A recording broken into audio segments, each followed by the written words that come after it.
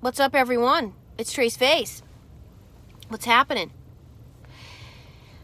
So today I wanted to get this video in. I'm sorry, I just got out of a serious butt-kicking kickboxing, and I needed that. Now I'm gonna have to go and get some Epsom salt and soak my old and tired body because it was just, for me, it's been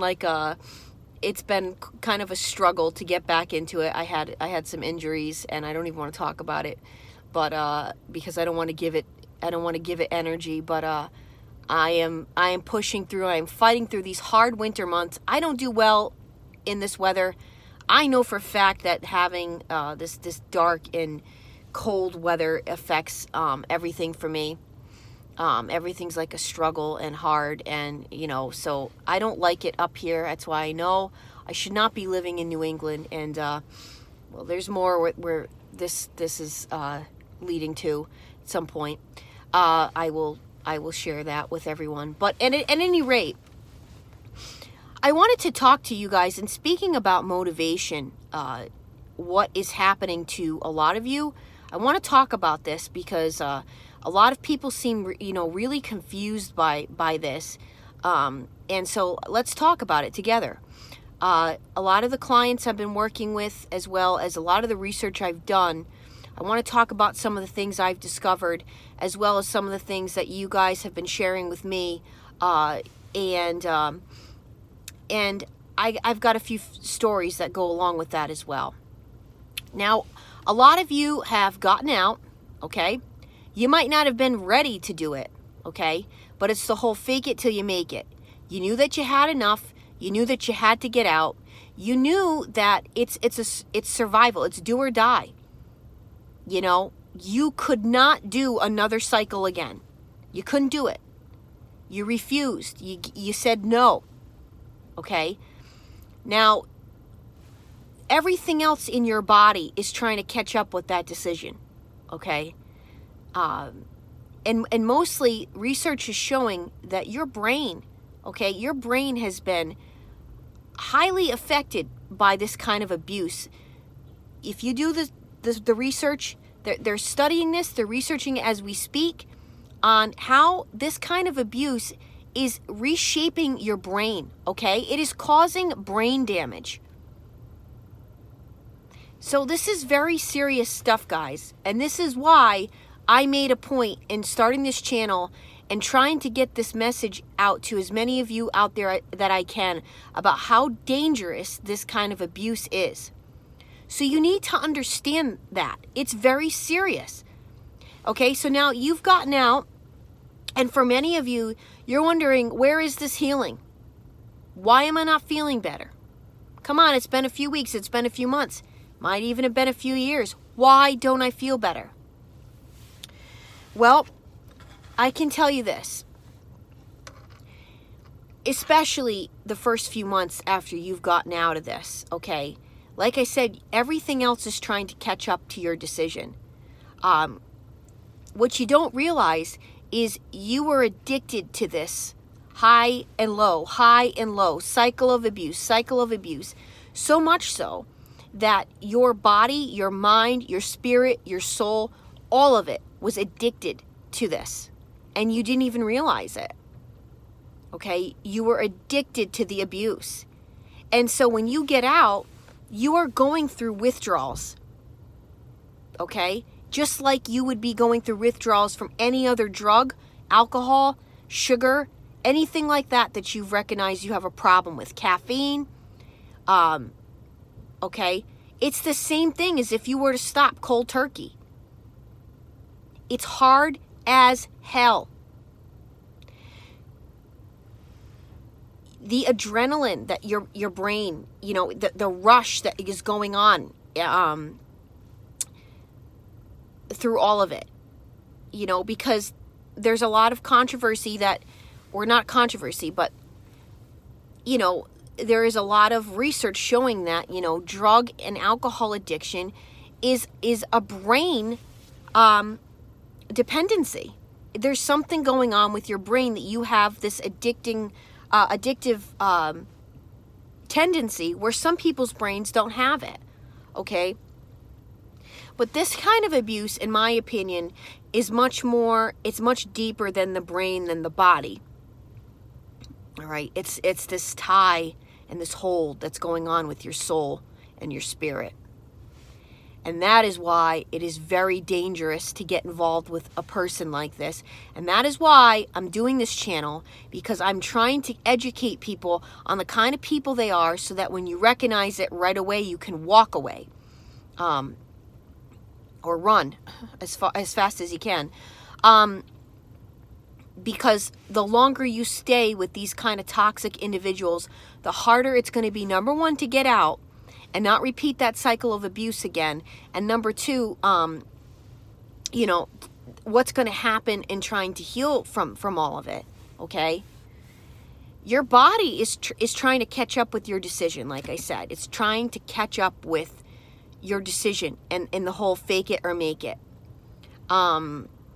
So understand that it's going to be a process, but this process is much more worth it to get to the end of it than to stay with a person like you've been dealing with, that's bringing you down on a daily basis and doing physical effects to your body, to your spirit, and to your soul. It's affecting on all levels. It's much more worth it to go through these, you know, this transition, these phases, than it would be to stay and continue to put yourself through living hell. Because that's what it is. It's living hell.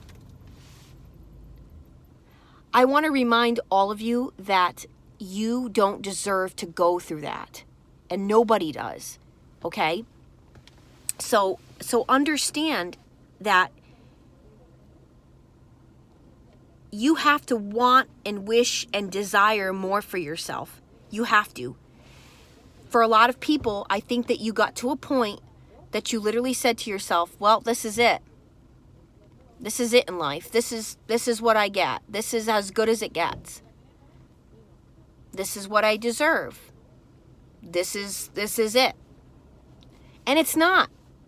Okay? It's not. No one should have ever had to go through something this horrible.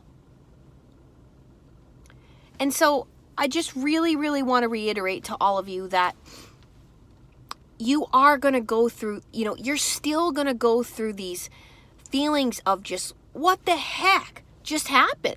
Your body, your mind, your spirit, your soul are trying to understand what the heck just happened.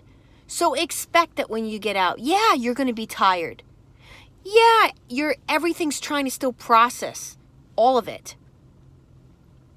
Yeah, you're going to need to reach out to others, you know, through forums or through coaching with me or through, you know, reading articles, watching YouTube videos, whatever it is. You're going to need that support so that you understand you're not crazy. It wasn't you. It wasn't your fault. You never deserved it. And you need to get that help and support in your life. I'm going to tell you right now, I'm finding out through some of my clients that there are narcissism coaches out there that are literally charging $200 an hour.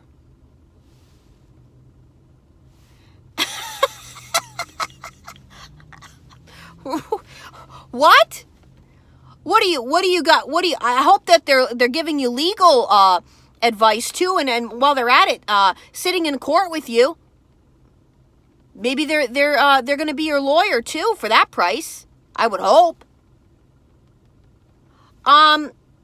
People, please don't buy into that. That is narcissism at its freaking finest. No. What are people crazy? What, have you lost your mind? $200 an hour? Yeah. Okay. I heard that. That made my blood boil. It's like, you know, the price I came up with, I'm not licensed. I'm not doing this because I want to go be a licensed mental health professional. Listen, I went to many of those in the years, And many of these people were giving me the wrong advice. And it's not to say that there aren't great, licensed social workers, therapists, counselors out there. I'm not saying that. I know some very good ones. But I am saying that what I'm offering to folks is from my own personal experiences that I've had now for 37 years. I've been around these kind of people. So I understand, I have knowledge on this topic. There's a difference between information and knowledge, okay? And, I have the knowledge. So that's what I'm sharing with people. And you want to know why they act a certain way, that they're doing things the way they're doing? I can tell you. I can predict what these people are going to do before they even do it. One of the last things I want to share with all of you is you're going through these hard times and you're trying to figure out what the heck is going on with you, why the recovering process and healing process isn't happening as quickly as you'd like for it to happen, why you're still obsessing over the narc, why you're still feeling like a piece of crap over everything, why you're still feeling like it's your fault, all the things that's going on that's still negative. I want to remind you guys of something, and I'm going to tell you a story. There was a person that many years ago left the Providence, Rhode Island music scene, okay, to go live in Nashville. Now, there are a lot of stories back in the day circulating about this gentleman. I shouldn't call him a gentleman, this individual, that he was abusive.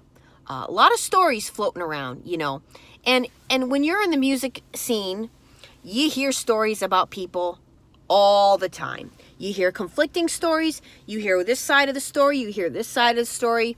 For many of us, like myself, I wanted to keep most of these people at arm's length because most of them had serious problems to begin with, like addicted to drugs, alcohol, cheating, promiscuity, you name it. They were doing all these things, and they were all a bunch of, hypocrites to be sitting there talking about somebody else so that they could get the, the spotlight off of them. It's just notorious for this kind of, crapola. So I did my due diligence to, I would always try to take breaks from the scene. I wouldn't go out very often unless, it was a show I really wanted to go to if my band wasn't involved with the bill. And at any rate, apparently 10 years ago when these stories were going around, there weren't many people that were paying much attention or at least buying into the stories. And again, not to discredit the stories, but I think it's because, again, a lot of us had heard a lot of stories, and a lot of us had were in our own crap and didn't have the space to even comprehend someone else's crap,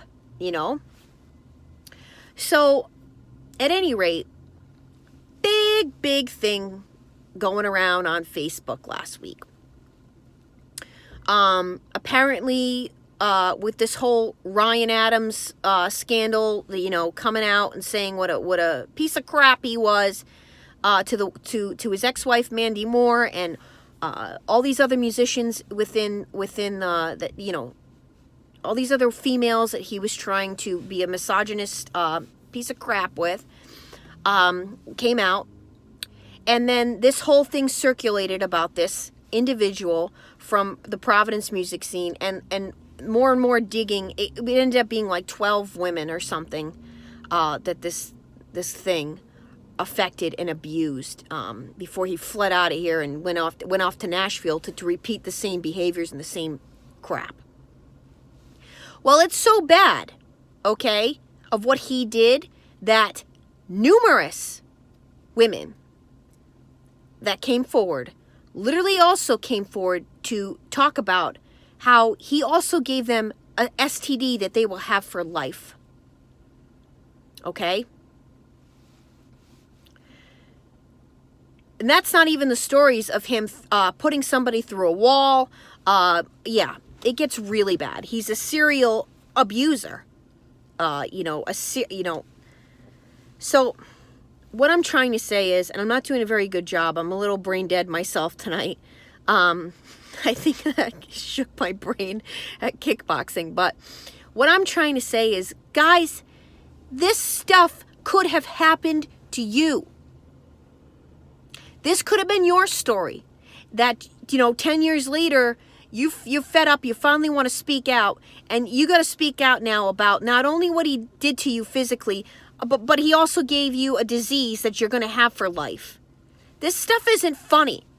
It's very serious, and it just goes to show you the lengths that they'll go. He continued this with others. He didn't tell them that he had an STD, and he gave it to these women.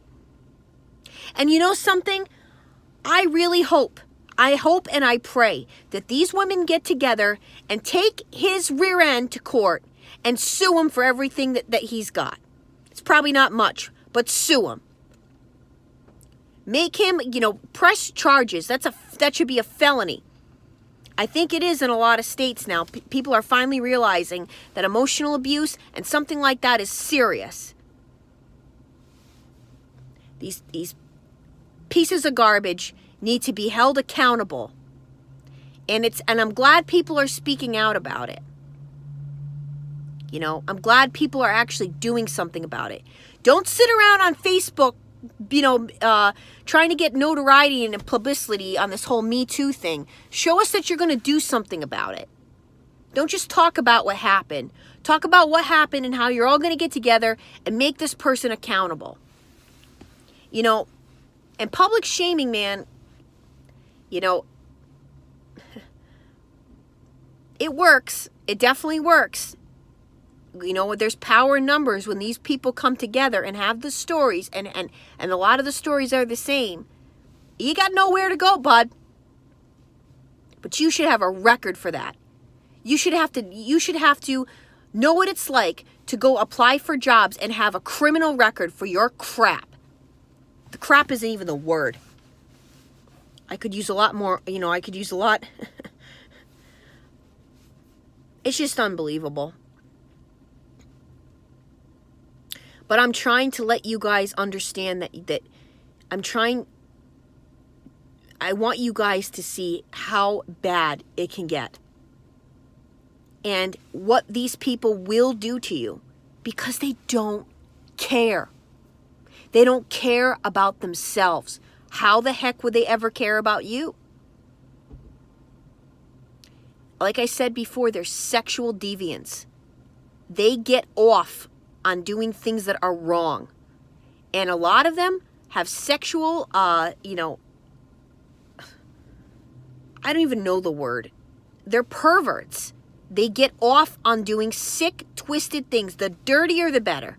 The nastier the prostitute, the nastier the Asian spa is, the more they're going to get off on that. And they get off on hurting good people. Don't forget this stuff. When you're thinking about your narc and how sad and you wish that the narc would hoover you and contact you. For what? Understand that nothing is going to change. In fact, your cycle of abuse, if your narc hoovers you and you buy it and you go right back into it, understand it's going to be worse. It gets worse and worse and worse. The cycle of abuse always is worse. Because now they're going to punish you for leaving them. And they're going to punish you in these kind of sick and twisted lengths. They will go. So don't forget this, guys. I wanted to get this message out to you today. It's very serious. Don't play around with these people. They're sick. They're going to take your life down to places in depths of hell that you never imagined going in your life. And you don't deserve to put yourself through that. Have some self-respect and some pride, and understand that it's not worth it.